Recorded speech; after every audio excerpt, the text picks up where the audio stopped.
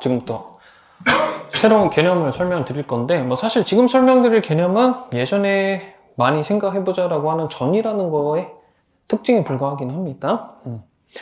키르이호프 제2법칙이라고 부르는 거를 설명드릴게요. 물론 이제 키르이호프 제1법칙이라는 것도 있는데, 회로 파트 넘어가시면 제가 전류에 관해서 추가로 설명드리는 걸로 하고, 우리는 지금 당장은 키르이호프의 두 번째 법칙인 제2법칙이 먼저 필요하니까 그거를 설명드릴 겁니다.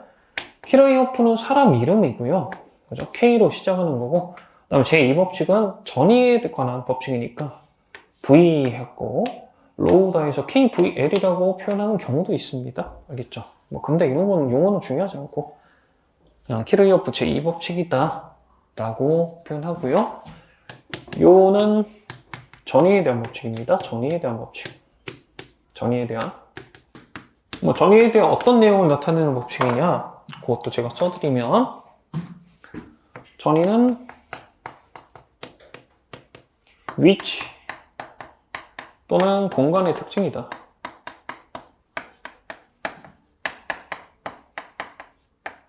네, 요게 이제 요가 됩니다. 한 번 더 풀었으면은 경로와 무관히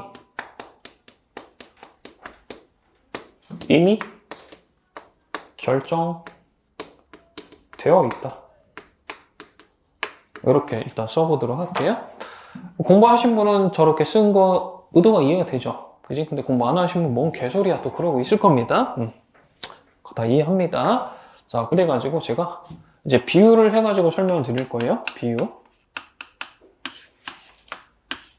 전자기학 생각하지 마시고 그냥 일상적인 감각으로 한번 같이 생각을 해보죠.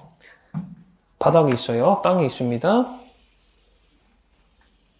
이렇게 땅이 있는데 제가 질량들을 배치할 거예요. 질량을 열심히 배치를 해가지고 산을 만들어 놨다고 해볼게요. 그럴 수도 있잖아. 괜찮죠? 산을 만들어 놨습니다. 질량을 배치한 거죠. 제가 열심히. 네, 해놓고. 질량은 이미 배치되어 있어서 산 모양은 이런 가운데 사람을 등장시킵시다. 사람 여기 등장을 시킬게요. 여기 등장시켜서 등산을 시킬 거야. 등산을 시킬 건데 여기가 출발 위치, 시작 위치를 합시다. 나 목표를 어디로 잡아볼 거냐? 뭐 그래도 꼭대기가 좋겠죠? 여기로 한 도착점으로 잡아볼게. 예, 여기가 이제 목표입니다. 목표 도착점. 자, 시작점에서 저기 목표 도착점까지 가는 길은 무궁무진하죠. 그지? 잘 만들어져 있는 등산로를 타고 갔다 합시다. 심플하게 이렇게 가볼 수도 있다는 얘기죠. 이렇게 갈 수도 있어요. 이거를 제가 경로 1이라고 할게요. 괜찮습니까? 그 다음에 또 다른 경로도 가능해요. 자, 일단은 올라가는 효과 없이 그냥 저기 반대편으로 열심히 갔다고 합시다. 열심히 가가지고 반대편에 잘 다듬어져 있는 등산로를 타고 이렇게 갔다 합시다. 이 파란색 쭉 긴 경로를 두 번째 경로라고 부르도록 할게요. 문제 없어요? 그치? 그 다음에 뭐 경우에 따라 모험심이 강한 사람이라면 이럴 수도 있죠. 길은 안 나와있지만 내가 길 만들어서 열심히 쑥 해치고 갈 거다. 그래서 보라색 경로로 갔을 때를 경로 3번이라고 합시다. 됐죠? 뭐 이것만 있겠습니까? 경로가 여러 가지 많겠죠. 괜찮지? 그치? 질량 배치 보시면서 그냥 질량 따라서 잘 위치 바꾸면서 가시면 돼요. 자, 극단적으로 꼭 산을 타고 가야 되는 건 아니에요. 어떻게 가셔야 될까요? 네, 헬기를 불려가지고, 그죠? 이렇게 위로 날아간 다음에, 이렇게 합시다. 쭉 일단 상공까지 가가지고, 하늘에서 이렇게 가다가, 다 온 것 같아요. 이제 떨어뜨려 주세요. 해가지고 낙하산 타고 이렇게 내려올 수도 있습니다. 그래야 똑같은 도착하는 거 맞죠? 그래서 경로 4번이라고 할게요. 저 경로 1번으로 갔든 2번으로 갔든 3번으로 갔든 100번으로 갔든 시작점이랑 도착점 똑같으면 결국 만날 수 있는 거 맞죠? 정상에서 만나서 얘기할 수 있습니다. 자, 근데 이제 이런 작업을 시켰다고 할게. 어떤 경로를 가든 간에 가는 동안 실시간으로 높이가 변하는 거를 높이 변화를 메모를 시켰다고 합시다. 높이 변화를 메모를 시켰다고 할게요. 되세요? 그러면 1번 경로 타고 가는 동안 예시를 들어볼게요. 자, 이렇게 가는 동안 계속 뭔가 높이가 올라갑니다라고 쭉쭉 메모를 했겠죠. 그 다음에 이렇게 내려간다, 높이가 낮아집니다라고 마이너스로 막 메모를 했을 거예요. 그러다가 다시 올라가니까 뭔가 플러스로 메모를 쭉 하면서 올라갔을 거예요. 자, 그래서 그 메모에 플러스도 쭉 써있고 마이너스도 써있고 다시 플러스 쭉 써있을 건데 거기 써있는 메모들을 다 더하면 뭐가 됩니까? 여기에서 여기까지 얼마나 높아진지가 나오는 거 맞죠? 이해돼요? 어려운 거 아니야? 물리 얘기 하나도 안 했어. 맞지? 그지? 응? 경로 2번도 봅시다. 너가 경로 2번 타가지고 도착점까지 가는 동안 실시간으로 계속 높이 변화를 메모해라고 했다 할게. 그러면 여기서부터 여기까지 가는 동안은 계속 메모가 0밖에 안 써있겠죠. 0 계속 써있을 거예요. 그 다음에 플러스가 써있다가 살짝 마이너스 써있다가 다시 플러스가 쭉 써있겠죠. 그 메모 다 더하면 뭡니까? 결국 시작점에서 도착점까지 높이가 얼마나 바뀌었냐를 나타내는 거죠. 인정하죠? 경로 3도 마찬가지야. 메모 내용은 좀 다르죠. 메모 내용은 좀 다른데 도착점, 시작점 똑같은 걸로 경로 비교하시면은 메모 내용은 다르지만 뭐는 똑같아요? 메모의 합은 다 똑같아요. 맞지? 경로 4번도 봅시다. 플러스 왕창 찍혔겠죠? 0 좀 찍혔겠죠? 그다음 마이너스 좀 찍혔겠죠? 메모 내용은 1번, 2번, 3번 애들이랑 좀 달라요. 분명히 다르지만 뭐는 똑같아요? 메모의 합한 값은 똑같아요. 무슨 취지로 얘기하고 있을까, 내가? 시작점과 도착점이 어쨌거나 세트가 정해져 있으면 얘가 어떤 경로로 가든 간에 최종 높이 변화는 다 동일해야 된다는 얘기예요. 아시겠죠? 요놈의 경로를 선택은 할 수 있어. 경로를 선택할 수 있지만 그거랑 별개로 산의 모양은 바꿀 수 없다는 얘기입니다. 알겠죠? 질량 배치는 이미 결정되어 있는 거고 그 질량 배치가 결정되어 있는 그 세상을 그냥 탐험만 하고 있을 뿐이야. 이해됩니까? 그럼 이제 키르요프 제2법칙 볼게요. 키르요프 제2법칙은 전위에 관한 법칙인데 애초에 전위라고 하는 개념이 뭐의 특징이에요?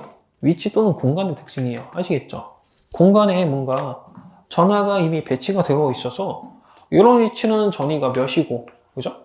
또 이런 위치는 전위가 몇이고 그런 게 이미 어딘가를 기준점으로 결정이 되어 있다고요. 네가 등장하지 않아도. 무슨 말인지 이해돼요? 이 공간에 전하는 이미 배치가 되어 있고 전하 배치로 인해서 각 위치들의 전위라고 하는 것도 어딘가를 기준으로 이미 계산이 다 되어 있는 거란 얘기예요. 알겠죠? 위치의 특징이에요. 이 그림으로는 질량의 배치가 있는 바람에 위치마다 이미 높이가 결정되어 있는 꼴이에요. 알겠죠? 전위가 결정이 되어 있습니다. 그런 와중에 우리가 이 공간 안에 들어가서 등산을 하는 거에 불과하다. 알겠죠? 여기가 시작 위치라고 합시다. 그리고 여기가 도착 위치라고 합시다. 전하가 배치가 되어 있어요. 질량이 배치가 되어 있어요. 전하가 배치되어 있는 바람에 위치마다 전이란 게 있어요. 질량이 배치되어 있는 바람에 위치마다 이미 높이란 게 있어요. 그 공간에서 우리는 등산을 해볼 거예요. 근데 등산해서 경로 어떤 경로로 가든 시작에서 도착점까지 가면은 전위 변화는 다 똑같은 게 나와야 된다. 라는 얘기예요. 이해되시나? 그래서 그림을 좀 그려봅시다. 얘가 이렇게 경로 1번을 타고 위치를 바꿔봤다 합시다. 그랬을 때 막 전위가 증가했다, 감소했다가 불변이었다가 증가했다가 더 증가해서 뭐 전위가 최종적으로 바뀌었다. 이렇게 생각할 수 있죠. 경로 1번 타고 갔을 때 전위가 결국 여기에서 여기로 10V만큼 증가한 게 확인이 됐다 합시다. 이게 이미 확인이 됐다고 할게. 그러면 이거 확인된 순간 어떤 경로로 갔든 간에 전위는 무조건 몇이야? 10V만큼 증가한다로 끝나야 돼요. 이해되죠? 그죠? 직선으로 가도 그죠? 전위가 쭉쭉쭉쭉 증가하고 감소하고 했을지언정 최종적으로 여기서 여기까지 플러스 10V 변한 걸로 끝이 나야 된다. 라는 얘기예요. 이해됩니까? 아시겠죠? 그래서 다시 한번 읽어보세요. 이거. 키르요프 제2법칙은 전위에 관한 법칙이고 전위는 위치의 특징에 불과하다. 그래서 네가 읽는 경로하는 무관이 이미 전이라는 건 다 결정되어 있다. 이게 이제 키르요프 제2법칙이 됩니다. 아시겠죠? 식으로 쓰면은 보통 이제 책에 묘사가 어떻게 돼 있냐? 이런 식의 묘사가 있어요. 자, 어떤 지점에서 시작해가지고 뭔가 어딘가를 경유해서 위치를 바꿔가지고 이 위치로 돌아왔다 합시다. 시작이 곧 도착인 갇혀있는 곡선, 폐의 곡선이라고 부르죠. 그죠? 폐의 곡선을 타가지고 원위치로 돌아왔다. 이랬을 때 전이가 증가하는 구간도 있을 거고 감소하는 구간도 있을 거고 증가하는 구간도 있을 거고 변하지 않는 구간도 있을 건데 어쨌거나 메모를 쫙 했을 때요. 전이가 증가하는 게 10도 있고 뭐 5도 있고 7도 있었다고 합시다.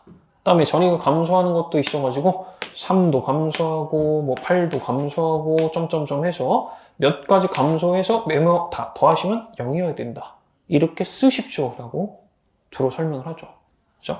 뭐 여기 맞춰볼까? 15, 22니까 11 뺀 걸로 이렇게 맞춰봅시다. 아시겠죠? 그래서 보통 책에 무지성으로 그냥 이렇게 하래. 폐의 곡선을 따라서 뭔가 경도를 취해서 이동했을 때 전위의 변화량 합은 0이어야 된다 라고 표현하기도 하고 이렇게 표현도 합니다. 전위가 증가한 분량과 전위가 감소한 분량, 강하라고 표현하는데요.